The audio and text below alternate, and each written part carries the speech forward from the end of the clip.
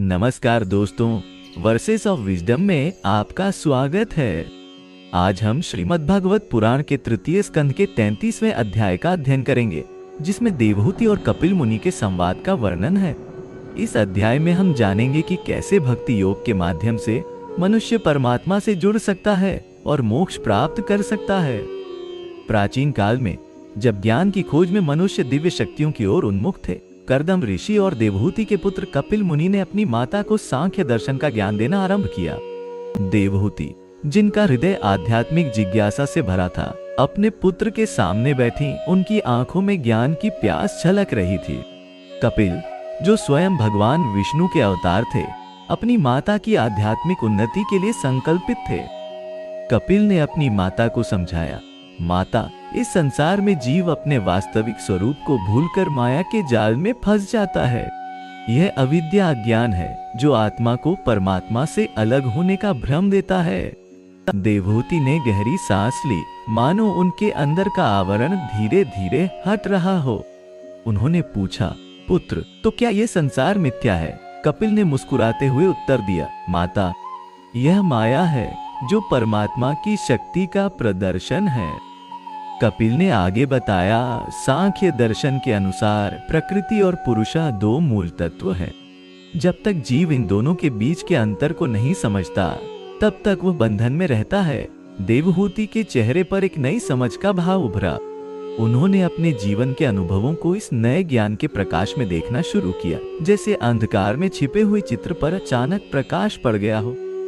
पुत्र, देवहूति ने पूछा, यदि हम सभी आत्मा है, तो फिर यह शरीर, यह मन, यह विचार क्या है? कपिल ने समझाया, माता, यह शरीर पंच महाभूतों से बना है, पृथ्वी, जल, अग्नि, वायु और आकाश। मन, बुद्धि और अहंकार अंतःकरण के तीन पहलू है। ये सब प्रकृति के विकार हैं, आत्मा नहीं।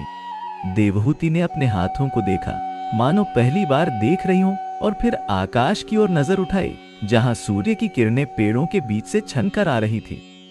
कपिल ने त्रिगुण की व्याख्या करते हुए कहा, सत्व, रजस और तमस, ये तीन गुण प्रकृति के आधार हैं। सत्व प्रकाश और ज्ञान का प्रतीक है, रजस क्रिया और आसक्ति का, और तमस अज्ञान और आलस्य का। देवहूति ने अपने जीवन के विभिन्न क्षणों को याद किया। कभी वे शांत और प्रकाशमय थीं, कभी उत्साहित और कर्मठ, तो कभी निराश और अवसादग्रस्त। अब उन्हें समझ आया कि ये सब प्रकृति के गुणों का खेल था। लेकिन पुत्र, देवहूति ने पूछा, यदि हम इन गुणों से प्रभावित होते हैं तो मुक्ति कैसे पा सकते हैं? कपिल ने गंभीरता से उत्तर दिया, माता, भक्ति योग और ज्ञान योग के माध्यम से। जब आप परमात्मा के प्रति पूर्ण समर्पण करती हैं और अपने वास्तविक स्वरूप को पहचानती हैं, तब आप इन गुणों से ऊपर उठ जाती हैं। देवहूति के मन में एक नया प्रकाश जगा, जैसे अंधेरे कमरे में दीपक जल उठा हो। कपिल ने अष्टांग योग का वर्णन किया, यम, नियम, आसन, प्राणायाम, प्रत्याहार, धारणा, ध्यान और समाधि। ये आचरण आपको अपने वास्तविक स्वरूप तक ले जाते हैं। देवहूति ने अपनी आंखें बंद की और गहरी सांस ली, मानो इस क्षण से ही अपनी साधना शुरू कर रही हो। उनके चेहरे पर एक अद्भुत शांति छा गई, जैसे उन्होंने अपने भीतर का अनंत आकाश खोज लिया हो। माता, कपिल ने कहा, जब आप अपने वास्तविक स्वरूप को पहचान लेती हैं, तब आप समझती है कि आप न करता है न भोगता, आप केवल साक्षी है, दृष्टा है।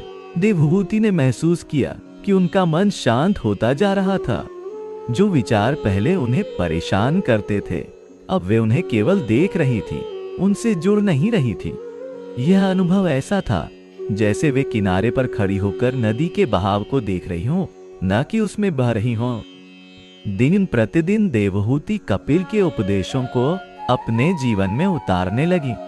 उन्होंने अपने आहार को सात्विक बनाया, प्रातःकाल ध्यान करना शुरू किया और अपने विचारों पर निरंतर सजग रहने लगी। उनकी आंखों में एक नया तेज आ गया, जो आंतरिक प्रकाश का प्रतिबिंब था। कपिल देखते रहे कि कैसे उनकी माता साधक से साध्य की ओर बढ़ रही थी। एक दिन जब सूर्य ठीक मध्य आकाश में था, देवहूति ने कपिल से पूछा, पुत्र, मोक्ष का अनुभव कैसा होता है? कपिल ने मुस्कुराते हुए कहा, माता, मोक्ष शब्दों से परे है। यह आनंद की वह अवस्था है जहां द्वैत मिट जाता है, जहां न मैं रहता है, न तुम, केवल शुद्ध चेतना रह जाती है। देवहूति की आंखों में आंसू आ गए, लेकिन ये आंसू दुख के नहीं अपार आनंद के थे। माता, कर्म से भागना नहीं है, बल्कि कर्म के फल की आसक्ति से मुक्त होना है। जब आप कर्म को सेवा भाव से करती हैं, तब वह बंधन नहीं, मुक्ति का साधन बन जाता है। देवहूति ने अपने जीवन के सभी कर्तव्यों को नए दृष्टिकोण से देखना शुरू किया। अब उनके लिए प्रत्येक कार्य एक पूजा बन गया था, चाहे वह भोजन बनाना हो या आश्रम की सफाई। माता, कपिल ने एक दिन कहा, अहंकार ही सबसे बड़ा बंधन है। जब तक मैं और मेरा का भाव है, तब तक मुक्ति संभव नहीं। देवहूति ने अपने जीवन पर पीछे मुड़कर देखा, कैसे उन्होंने अपने शरीर, अपने रिश्तों, अपनी उपलब्धियों से अपनी पहचान बनाई थी। अब वे समझ रही थी कि ये सब क्षणिक है, जबकि उनका वास्तविक स्वरूप शाश्वत है। महीनों बीत गए और देवहूति की साधना गहरी होती गई। अब वे कम बोलती, लेकिन उनके शब्दों में गहरा अर्थ होता था। उनकी उपस्थिति मात्र से आश्रम में एक विशेष शांति का अनुभव होता। कपिल देखते कि कैसे उनकी माता का रूपांतरण हो रहा था, न केवल आंतरिक रूप से बल्कि बाह्य रूप से भी। उनका शरीर अब हल्का और तेजस्वी हो गया था, मानो भीतर का प्रकाश बाहर झलक रहा हो। एक शांत रात्रि में जब आकाश तारों से भरा था, देवहूति ध्यान में बैठी। इस बार कुछ अलग था। जैसे जैसे उनका ध्यान गहरा होता गया, उन्होंने महसूस किया कि उनका शरीर अब एक सीमा नहीं रह गया था, वे अनंत में विलीन हो रही थी। उन्होंने अपने भीतर एक अद्भुत प्रकाश देखा, जो धीरे धीरे बढ़ता गया, जैसे सूर्योदय हो रहा हो। इस प्रकाश में उन्होंने परमात्मा के दर्शन किए, वह परम सत्य जो सर्वव्यापी है, सर्वज्ञ है। देवहूति के अंदर एक अद्भुत अनुभूति हुई। वे समझ गईं कि वे कभी जन्मी नहीं थी और न कभी मरेंगी। वे हमेशा से थीं और हमेशा रहेंगी। यह आत्मज्ञान का क्षण था। उनके मन के सभी प्रश्न, सभी संदेह, सभी भय विलीन हो गए। केवल शुद्ध चेतना, शुद्ध आनंद रह गया। उनके होठों पर एक मंद मुस्कान थी, जैसे उन्होंने जीवन का परम रहस्य जान लिया हो। कपिल, जो अपनी माता के पास ही थे, ने इस परिवर्तन को देखा।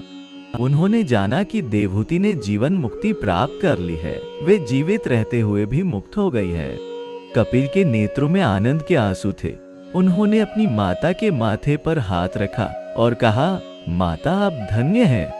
आपने वह प्राप्त कर लिया है जिसकी खोज में योगी जन्मों जन्मों तक तपस्या करते हैं। उस दिन के बाद देवहूति का जीवन पूर्णतः बदल गया। वे अब भी संसार में थीं, लेकिन इससे अनासक्त थीं। उनके लिए अब कोई दुख नहीं था, कोई भय नहीं था। वे प्रत्येक क्षण को पूर्णता से जीती, प्रत्येक प्राणी में परमात्मा के दर्शन करती। उनका जीवन अब दूसरों के लिए प्रेरणा का स्रोत बन गया था। जो भी उनके संपर्क में आता, उसे एक अद्भुत शांति का अनुभव होता। एक दिन जब सूर्य पश्चिम में डूब रहा था और आकाश सुनहरे लाल रंगों से भर गया था, देवहूति ने अनुभव किया कि उनके शरीर का समय पूरा हो गया है। वे एक शांत स्थान पर बैठ गईं, अपनी आंखें बंद कीं और अपने प्राणों को ऊपर की ओर केंद्रित किया। यह कोई दुखद क्षण नहीं था, बल्कि परम आनंद का क्षण था। देह त्याग नहीं, देह का रूपांतरण था। जैसे जैसे देवहूति का शरीर प्रकाश में विलीन होता गया, वैसे वैसे आकाश में एक अद्भुत दृश्य दिखाई दिया। तारे अधिक चमकीले हो गए, मानो स्वागत कर रहे हों। एक दिव्य संगीत गूंजने लगा, जिसे केवल आत्मा ही सुन सकती थी। देवहूति का आत्मा अब पूर्णतः मुक्त था, परमात्मा में विलीन हो गया था। उनकी यात्रा पूर्ण हुई थी, अज्ञान से ज्ञान की ओर, अंधकार से प्रकाश की ओर, मृत्यु से अमरत्व की ओर। कपिल, जो अब अपने शिष्यों के साथ थे, ने आकाश में यह दिव्य दृश्य देखा। उन्होंने अपने शिष्यों से कहा, देखो, यही है मोक्ष का वास्तविक अर्थ। मेरी माता ने अपने जीवन से यह सिद्ध कर दिया है कि ज्ञान और भक्ति के मार्ग पर चलकर कोई भी इस परम अवस्था को प्राप्त कर सकता है। शिष्यों ने श्रद्धा से नमन किया। उनके हृदय में एक नई प्रेरणा जाग उठी थी। देवहूति की कहानी आज भी हमें सिखाती है कि आध्यात्मिक यात्रा किसी भी उम्र में, किसी भी परिस्थिति में शुरू की जा सकती है। उनका जीवन हमें दिखाता है कि सच्चा ज्ञान केवल पुस्तकों में नहीं, बल्कि अनुभव में है। जब हम अपने वास्तविक स्वरूप को पहचान लेते हैं, तब हम समझते हैं कि हम कभी अकेले नहीं थे। हम हमेशा से उस परम चेतना का हिस्सा थे जो सर्वव्यापी है, सर्वशक्तिमान है। इस प्रकार भागवत पुराण में वर्णित देवहूति की कहानी हमें सिखाती है कि सच्चा ज्ञान हमें मुक्त करता है। जैसे देवहूति ने अपने पुत्र कपिल के मार्गदर्शन में आत्मज्ञान प्राप्त किया, वैसे ही हम भी सद्गुरु के मार्गदर्शन में अपने वास्तविक स्वरूप को पहचान सकते हैं। यह यात्रा कठिन हो सकती है, लेकिन इसका परिणाम परम आनंद, परम शांति, परम मुक्ति हर कठिनाई से परे है। मित्रों, आज हमने कपिल मुनि द्वारा बताए गए भक्ति योग के महत्व और मोक्ष प्राप्ति के मार्ग के बारे में जाना। आशा है कि यह ज्ञान आपके जीवन में प्रकाश लाएगा। यदि आपको यह वीडियो पसंद आया तो कृपया इसे लाइक करें, अपने मित्रों के साथ शेयर करें और वर्सेस ऑफ विजडम चैनल को सब्सक्राइब करें। आपके साथ इस पवित्र ज्ञान को बांटकर हमें बहुत प्रसन्नता हुई। नमस्कार और शुभकामनाएं।